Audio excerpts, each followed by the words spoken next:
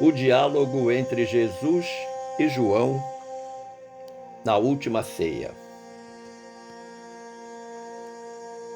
Consagrada como segundo evento na tradição católica da Semana Santa,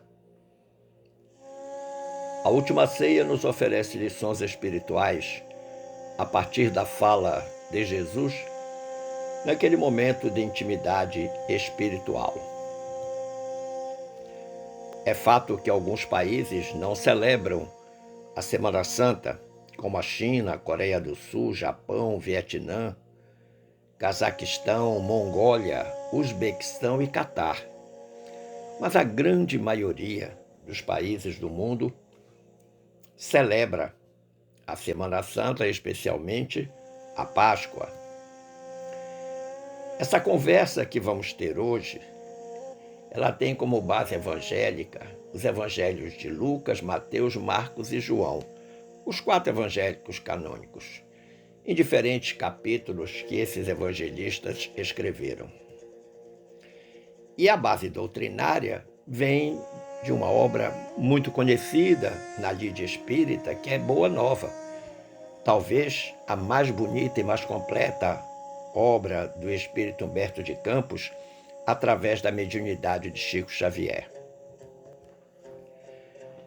Assim descreve Humberto de Campos em A Boa Nova. Reunidos os discípulos em companhia de Jesus, no primeiro dia das festas da Páscoa, como de outras vezes, o mestre partiu o pão com a costumeira ternura.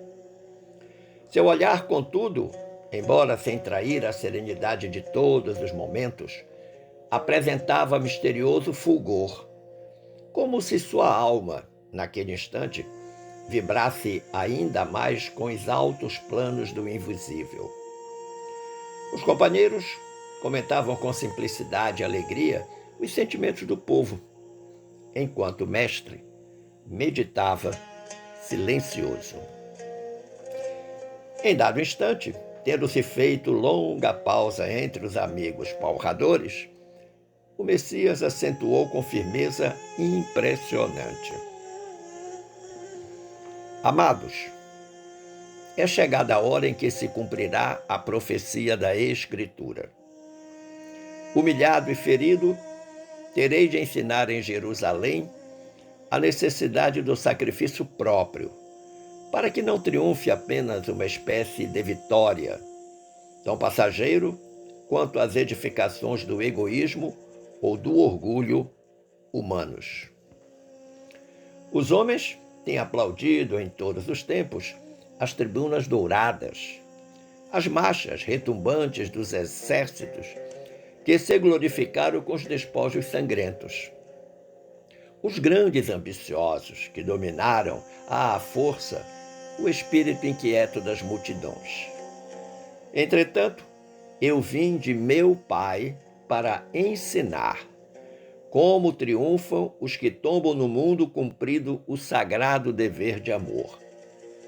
Como mensageiros de um mundo melhor, onde reinam o bem e a verdade. Minha vitória é a dos que sabem ser derrotados entre os homens, para triunfarem com Deus na divina construção de suas obras, imolando-se com alegria para a glória de uma vida maior. Ante a resolução expressa naquelas palavras firmes, os companheiros se entreolharam ansiosos. E o Messias continuou: Não vos perturbeis com as minhas afirmações, porque, em verdade, um de vós outros me há de trair. As mãos que eu acariciei voltam-se agora contra mim. Todavia, minha alma está pronta para a execução dos desígnios de meu Pai. A pequena assembleia fez-se lívida, com exceção de Judas, que entabulara negociações particulares com os doutores do templo, faltando apenas o ato do beijo a fim de consumar-se a sua defecção. Ninguém poderia contar com as palavras amargas do Messias. Penosa sensação de mal-estar se estabelecera entre todos. O filho de Iscariotes fazia o possível por dissimular as suas dolorosas impressões, quando os companheiros se dirigiam ao Cristo com perguntas angustiadas. Quem será o traidor? Disse Filipe com estranho brilho nos olhos. Serei eu? Indagou André ingenuamente. Mas afinal, objetou Tiago, filho de Alfeu, em voz alta, onde está Deus que não conjura semelhante perigo? Jesus, que se mantivera em silêncio ante as primeiras interrogações, ergueu o olhar para o filho de Cleofas e advertiu. Tiago, faze calar a voz de tua pouca confiança na sabedoria que nos rege os destinos. Uma das maiores virtudes do discípulo do Evangelho é a de estar pronto ao chamado da providência divina. Não importa onde e como seja o testemunho de nossa fé. O essencial é revelarmos a nossa união com Deus em todas as circunstâncias.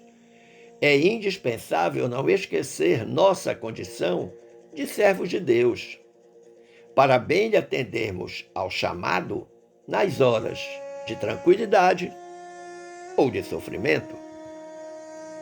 A esse tempo, havendo-se calado novamente o Messias, João interveio perguntando: Senhor, compreendo a vossa exortação e rogo ao Pai a necessária fortaleza de ânimo. Mas por que motivo será justamente um dos vossos discípulos o traidor de vossa causa? Já nos ensinaste que, para se eliminarem do mundo os escândalos, outros escândalos se tornam necessários. Contudo, ainda não pude atinar com a razão de um possível traidor em nosso próprio colégio de edificação e de amizade. Jesus pousou no interlocutor os olhos serenos e acentuou: Em verdade, cumpre-me afirmar que não me será possível dizer-vos tudo agora. Entretanto, mais tarde, enviarei o Consolador, que vos esclarecerá em meu nome, como agora vos faço em nome de meu Pai. E detendo-se um pouco a refletir, continuou para o discípulo, João, em particular. Ouve, João, os desígnios de Deus, se são insondáveis, também são invariavelmente justos e sábios. O escândalo desabrochará em nosso próprio círculo bem-amado, mas servirá de lições a todos aqueles que vierem depois de nossos passos no divino serviço do Evangelho.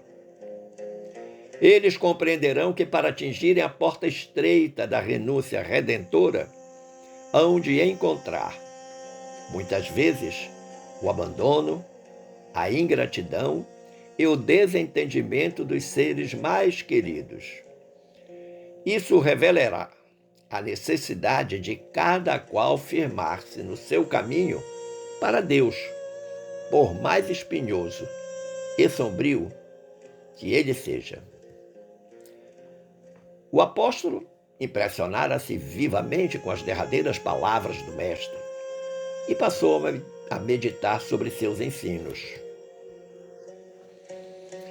Conclusivamente, meu amigo, minha amiga, analisando esse belíssimo diálogo entre Jesus e o discípulo amado, podemos concluir que precisamos manter esse contato permanente com nosso Mestre e Senhor, através do serviço ao próximo, oportunidade singular para o refazimento das forças e o clareamento dos caminhos. Sem isso, problemas ocorrerão. Pense nisso. Agradecendo o carinho de sua atenção e das boas vibrações dispensadas, eu desejo que fiquemos todos em paz com Jesus. Forte abraço!